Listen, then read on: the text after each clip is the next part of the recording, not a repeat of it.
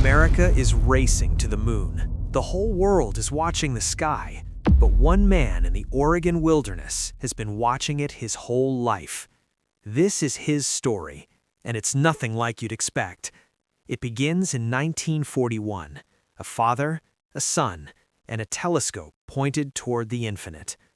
Walter Makovsky gives his boy Daniel a gift, not just a piece of glass and metal, but a direction, a reason to look up.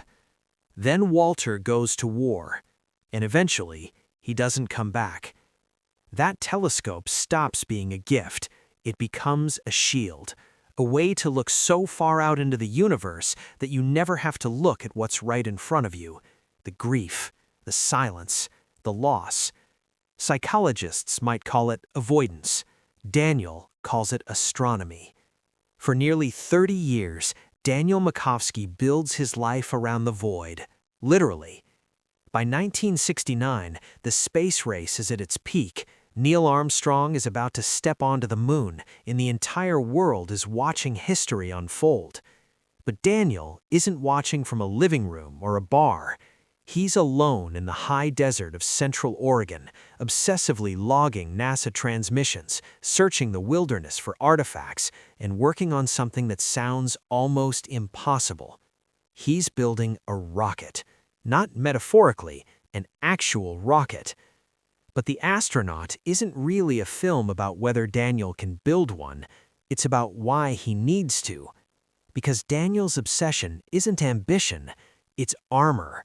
Every rivet, every calculation, every sleepless night tracking Apollo's trajectory is another way to stay busy enough not to feel the thing he's been running from since 1941. The whole country wants to reach the moon. Daniel Makovsky needs to. Because the moon was his father's last gift to him, and if he can just get there, maybe he can close the distance. Maybe he can finally say goodbye. And then Sandy shows up, the local mail carrier.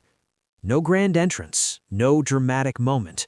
She just arrives the way real disruptions do, quietly, unexpectedly, carrying something addressed to you. Daniel has spent decades mastering the art of not being known. Suddenly, there's someone who wants to know him, and that changes everything. Because now the story becomes something much bigger than rockets.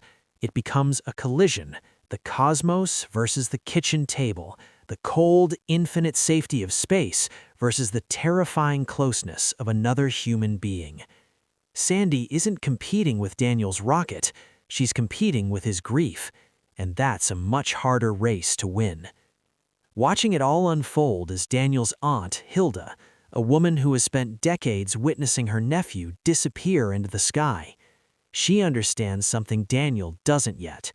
Grief doesn't end when you're ready. It ends when something calls you back. And now Daniel stands at a crossroads, not one imposed by anyone else, one created by himself. Does he launch? Does he stay? Does he keep chasing a moon that will always remain out of reach? Or does he risk something far more frightening, letting someone into his life? Because The Astronaut asks a question most films about space never do. What is the real road to glory? The stars that never change, or the person standing right in front of you, imperfect, temporary, and completely real? This film may be a micro-budget indie, but its idea is massive.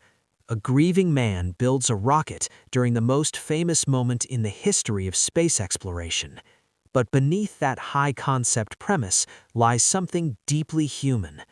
A story about loss, about memory, and about the quiet courage it takes to return to the world after you've spent a lifetime escaping it. Some people spend their entire lives looking up.